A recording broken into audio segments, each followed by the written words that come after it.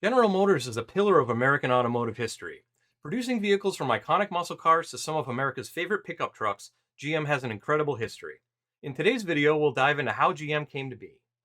So let's start off, as we usually do, with the history. We'll go back to the early 1900s. General Motors, as a corporation, was founded in 1908 as a holding company. And that's the same time roundabout when they acquired Buick and Olds Motor Works, which would become Oldsmobile.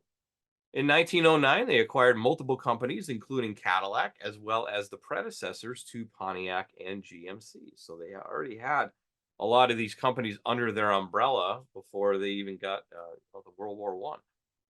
Founded Chevrolet in 1919, so that was actually one of the last ones to the party. And then GMAC, which is their financing arm, for a long time, was also founded in 1990 at the same time. Now, they created the first production turbocharged vehicle in 1962 with the Oldsmobile Cutlass Turbo Jetfire. In 1971, they offered the first vehicles with ABS. The 1973 Olds Toronado was the first production vehicle with a passenger's airbag. So those are a lot of the firsts, right? Coming up and through the 80s and so on, up until 2004 when Oldsmobile was then discontinued. And then, of course, after the economic downturn in 2008 or so, they filed for Chapter 11 bankruptcy in 2009. Uh, Coming out of that bankruptcy, they sold off Hummer, Pontiac, Saab, and Saturn, which they had under their umbrella. So they got rid of all those. And at present, which would be 2024 right now, GM covers Chevrolet, GMC, Buick, and Cadillac in North America. They do have some other holdings in other parts of the world, but that's all we're going to talk about today is Chevy, GMC, Buick, and Cadillac.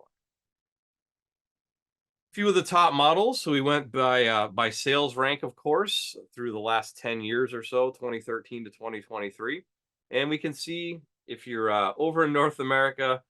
Uh, no surprise to you that the Silverado would be their top selling model. It was 5 million, almost 6 million vehicles. And then also the Sierra coming in third. So if you're to add those two together, that's almost 9 million trucks sold between the Silverado and the Sierra.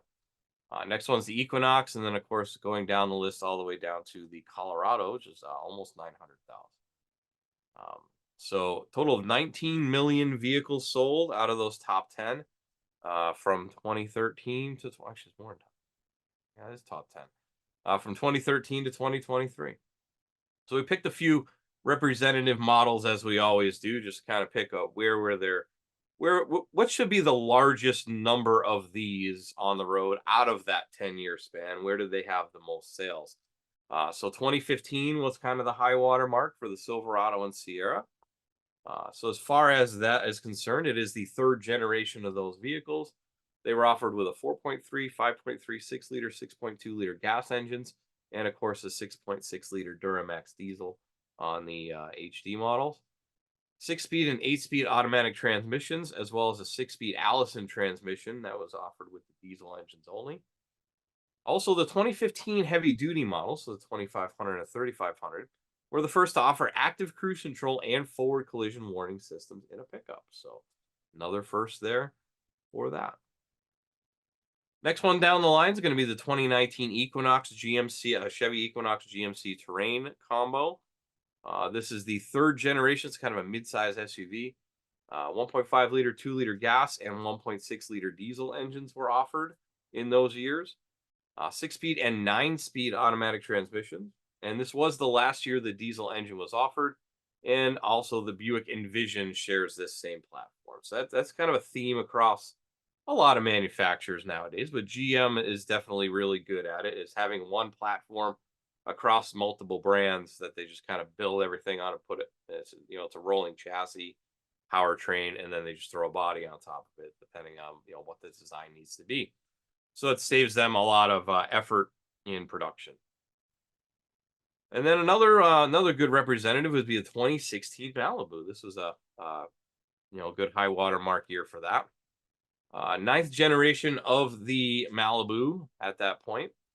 1.5 liter, 2-liter, and 2.5 liter gas engines were available. 1.8 liter hybrid powertrain was also available for that. 6-speed and 8-speed automatic transmissions. It was the first year teen driver feature was offered, where the parents could set parameters and kind of keep tabs on what their children were doing as they're driving their vehicle. And this was also the first year of that having a hybrid powertrain offered as well. And that's how General Motors came to be. If you're interested in more automotive history videos, check out the rest of this playlist here on the Snap-on Diagnostics YouTube channel.